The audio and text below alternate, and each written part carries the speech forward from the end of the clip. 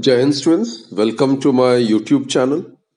Students, you cannot undo the moves, but you can certainly make the next step better.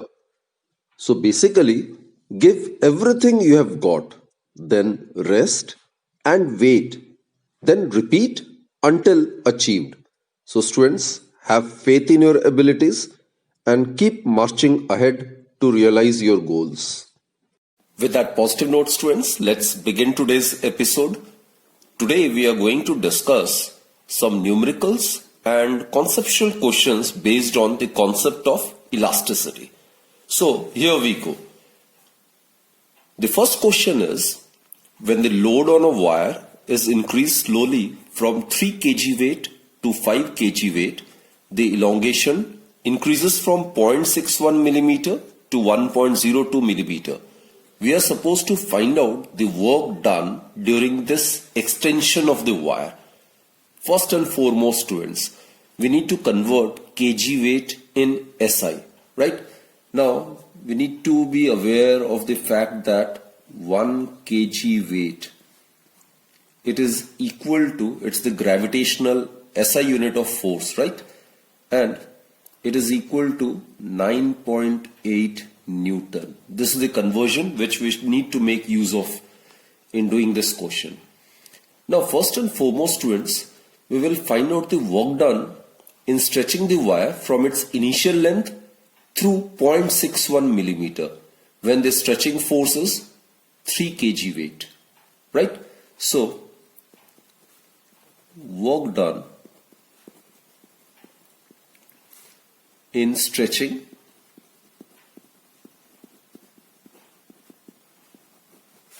the wire from its initial position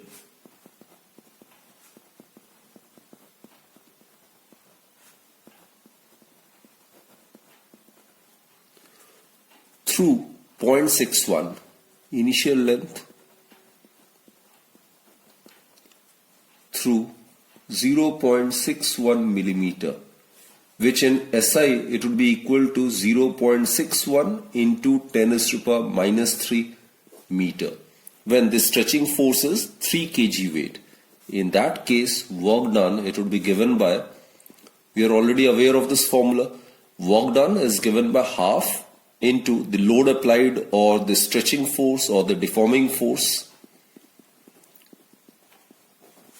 multiplied by the extension produced in the wire. This is the formula to be used. So here W1, it would be equal to half multiplied by stretching forces 3 kg weight. So it will be 3 into 9.8 multiplied by extension.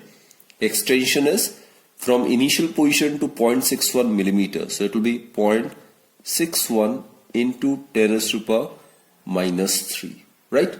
And it will be in SI, it will be in joule. So students, if you solve it, it will come out to be about, consider 9.8 as 10, isn't it? So 10 multiplied by 10 raised to minus 3, it will give us 10 raised to minus 2. So we get 3 multiplied by 0.3. 0.61 divided by 2 may be considered to be 0.3. So 3 into 0.3 is 0.9. So it will be 0.9 multiplied by 10 raised to the power minus 2 joule, right? This is the work done in stretching the wire from its initial length through 0.61 millimeter, right? When 3 kg weight, this is the stretching force applied on the wire. Now students, in the similar fashion, we will find out the work done in the second case in stretching the wire from its initial length through 1.02 millimeter. So work done in stretching the wire from its initial length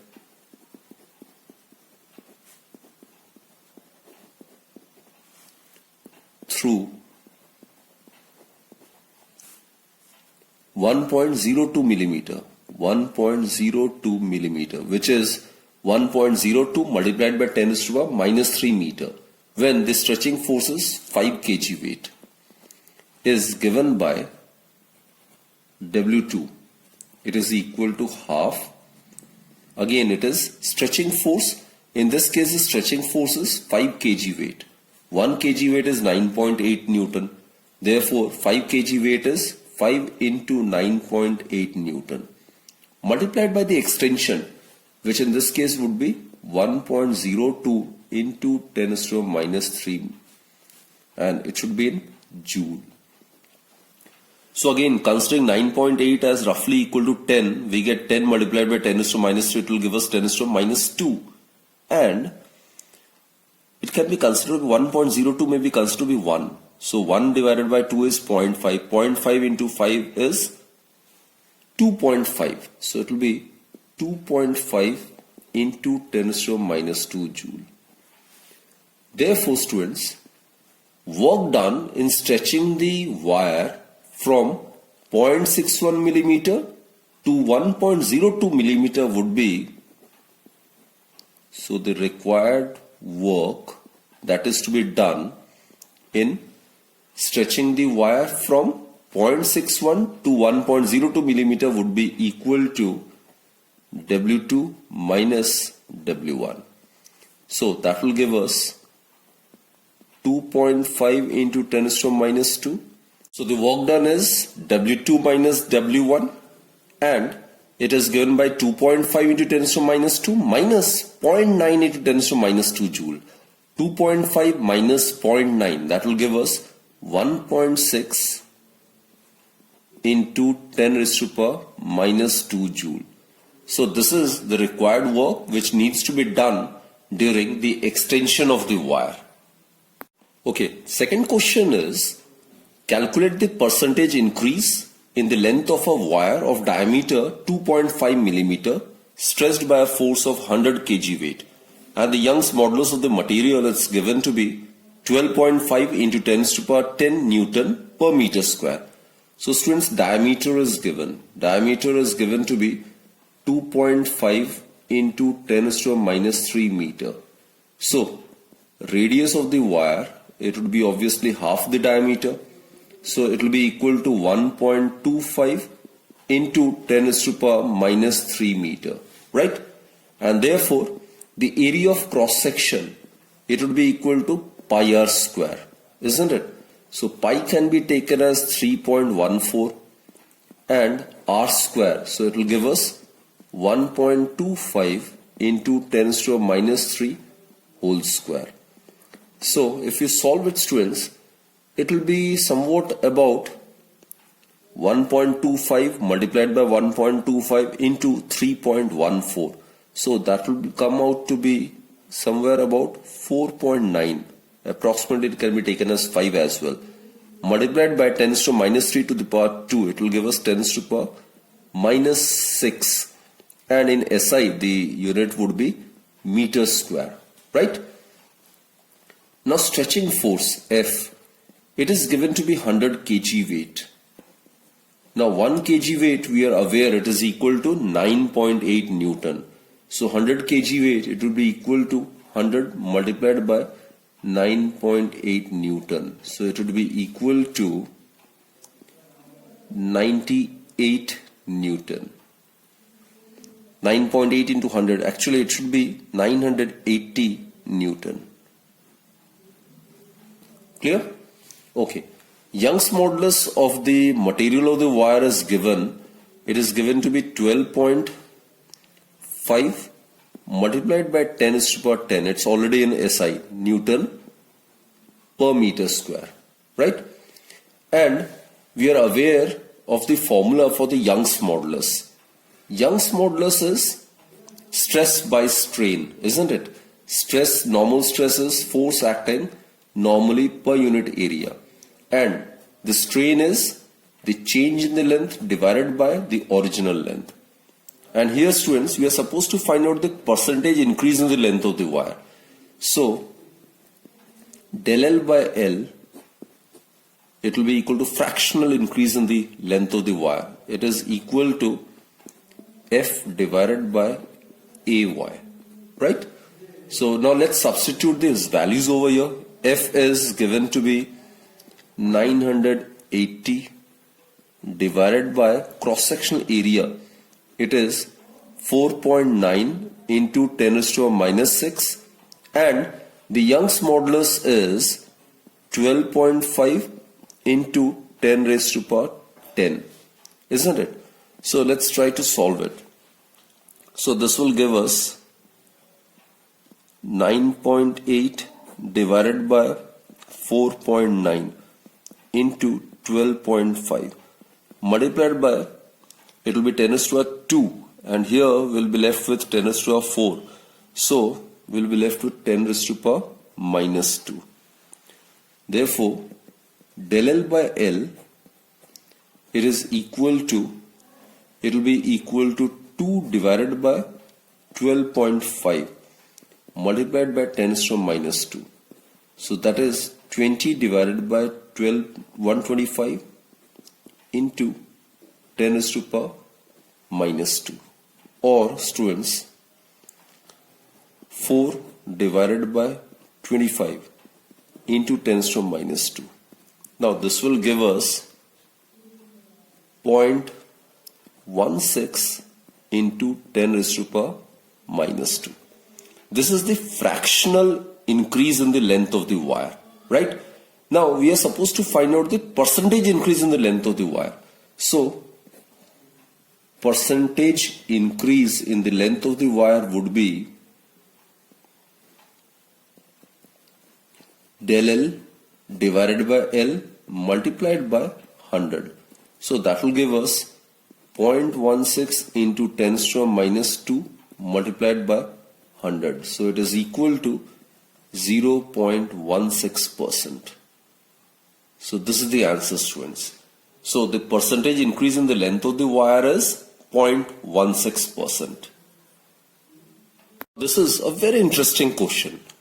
Two different types of rubbers are found to have the stress strain curves as shown. This curve is for rubber A and this is stress versus strain graph for rubber B.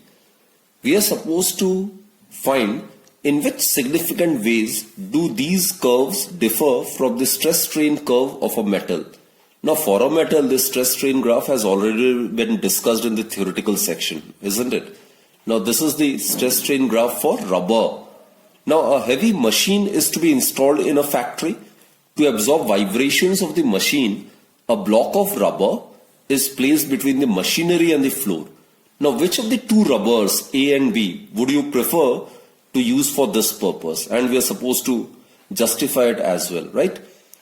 And in the third part, we are supposed to choose between which of the two rubber materials would you prefer for a car tire, right? It's a very, very important and very good question actually. Now students, first and foremost, look at the graph. There's no linear section. The graph for the rubber do not include any straight line, isn't it? So Hooke's law is not obeyed at all.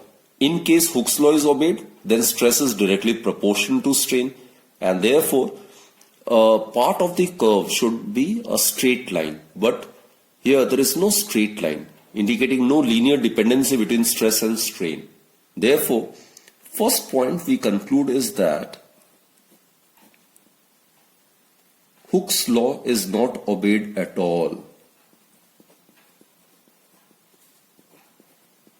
Hooke's law is not obeyed.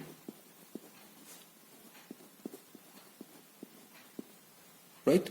Second, what else we conclude is, students, the material does not retrace the curve while unloading. Right? So, it is not retracing the curve. Instead, it is following some other path. Isn't it? So, this is what we conclude from it. The material does not retrace the curve. The material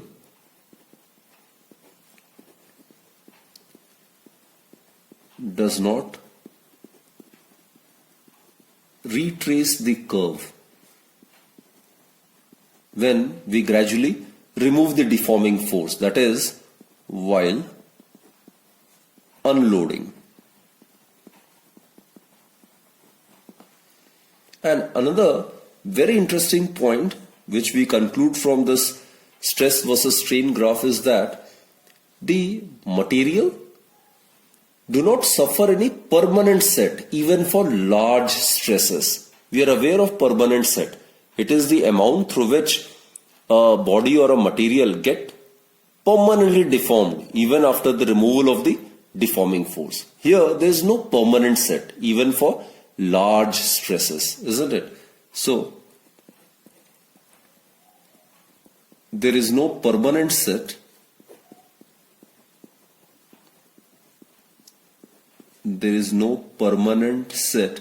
even for large stresses.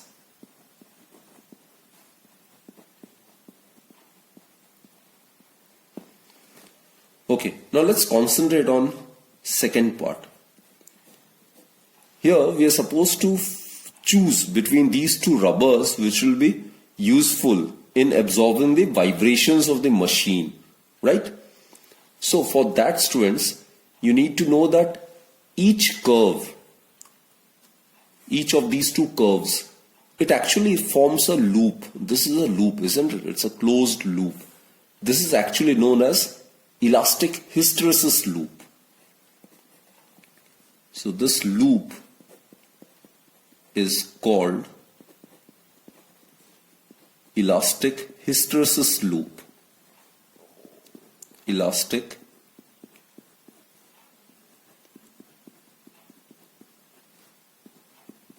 hysteresis loop. Now let us discuss the significance of this elastic hysteresis loop. Actually, the area of this loop represents the energy that is dissipated or wasted by the material while undergoing stretching and then recovering its original configuration. So the area of the hysteresis loop, it represents the energy that is dissipated during loading and unloading, right? During the entire process of loading and unloading. So that's the importance of the area of the hysteresis loop. So I'll write it down. This very, very important statement actually. The area of the loop represents the energy which is dissipated, that is consumed or wasted by the material during the process of loading and unloading while undergoing stretching and then recovering to its original configuration.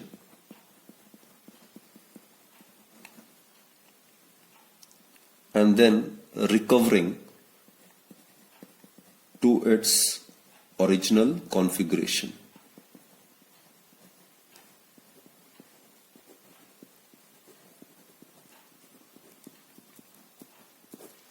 So basically, students, in this case, to absorb vibrations of the machinery, the material with larger hysteresis loop area is preferred.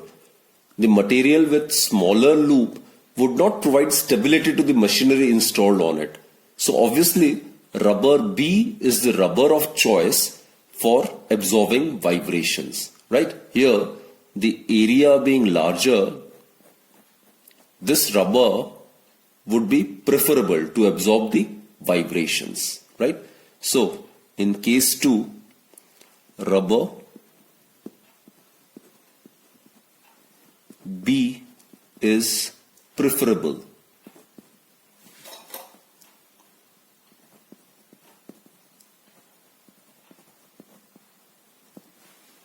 Okay, now let's concentrate on the third part.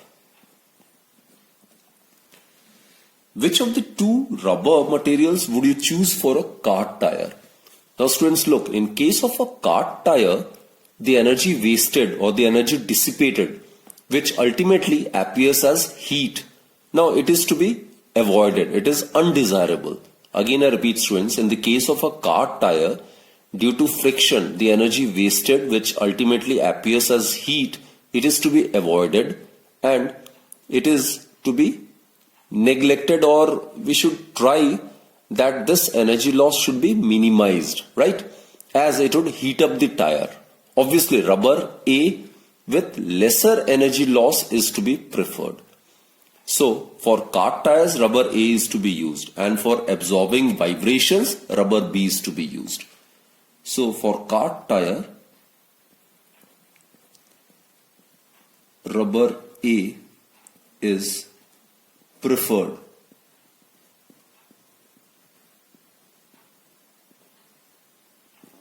Again, I repeat students, for rubbers which are actually elastomers, each curve, it forms a loop which is known as elastic hysteresis loop, and the area of this loop represents the energy that is wasted or consumed or dissipated by the material during the process of loading and unloading, that is while undergoing stretching and then recovering to its original configuration.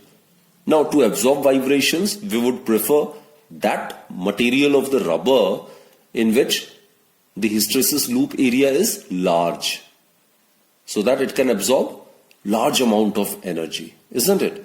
While for tire, we will prefer that material of the rubber in which the energy wastage is minimum, so as to avoid any sort of heat up of the tire, right? The pressure of a medium is changed from 1.01 into 10 to 5 Pascal to 1.165 into 10 to 5 Pascal, and the change in the volume is 10%, keeping the temperature constant. So what we are supposed to find is the bulk modulus of the medium, right? So change in the pressure. Let us find out first the change in the pressure. Change in the pressure. That may be denoted by del P, isn't it? So it will be equal to 1.165 into 10 to 5 Pascal minus 1.01 into 10 to 5 Pascal. So that will give us 0.155 into 10 to the power 5 Pascal. Right? Now students, also it is given that the change in the volume is 10%. Now change in the volume is del V over V is equal to, it's given to be 10%. 10% means 10 by 100. So it is given to be 0.1, right? We are supposed to find out the bulk modulus of the medium. Now bulk modulus, it's the coefficient of elasticity represented by K, and it is actually stress by volumetric strain, and the normal stress, which is the force per unit area, which is the change in the pressure, divided by volumetric strain, that is the change in the volume divided by original volume, isn't it? So let's substitute the value. The change in the pressure, it is 0.155 into 10 to the 5 Pascal, and the change in the volume divided by original volume is 0.1. So that will give us 1.55 into, so it is 1.55 into 10 raised to power 5 Pascal. So the bulk modulus of the medium is 1.55 multiplied by 10 raised to power 5 Pascal, or Newton per meter square. That's the SI unit of coefficient of elasticity. Now let's proceed to the last question, students. The length of a metallic wire is L1 when the tension in the wire is T1, and is L2 when the tension in the wire is T2. We are supposed to find out the expression for the original length of the wire. Now students, we are aware Young's modulus is given by Young's modulus, it is given by the normal stress to the longitudinal strain, isn't it? Stress is force acting normally per unit area. Small a can be considered to be the area of cross section of the wire, and F is the force divided by longitudinal strain, that is change in the length divided by original length. Small l is the change in the length, L is the original length. So it can be written like this: F capital L divided by A into small l. Now students, in the first case,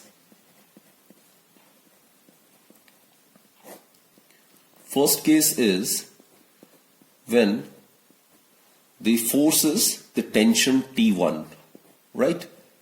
And then the increase in the length, it would be equal to L1, which is the length, new length, minus original length is considered to be L, right? Therefore, substituting these values over here, what we get is Y is equal to T1L divided by A multiplied by L1 minus L. Put this as equation number 1. Now consider the second case.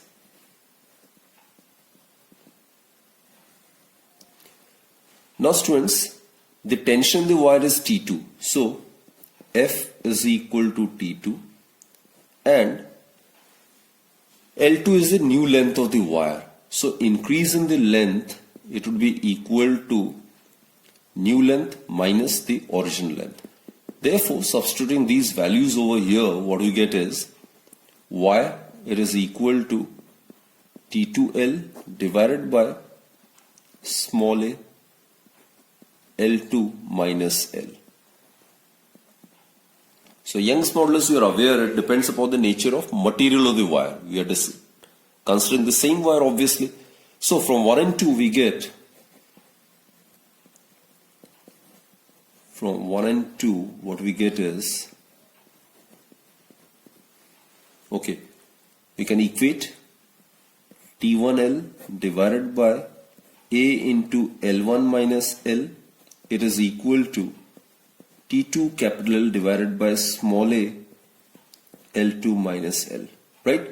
So let's rearrange the terms. What we get is T1 multiplied by L2 minus L is equal to T2 multiplied by L1 minus L. Our objective is to find out the original length. Original length is capital L. So we need to find out the expression for capital L, isn't it? So what to do is, let's solve it. T1L2 minus T1L is equal to T2L1 minus T2L, right? Or L, it can be taken as common. So L has been taken as common. So when it comes over here, it will become plus T2. So it will be T2 minus T1. And it is equal to T2L1 minus T1L2, which implies that the original length of the wire is given by T2L1 minus T1L2 divided by T2 minus T1. So this is the expression for the original length of the wire. So students, we have done these 4 or 5 questions in this particular session, which were quite fundamental and very interesting ones, right? So let's conclude this particular session, and I hope you have understood the concepts behind these numericals. So keep studying well and keep watching my videos. Thank you, students.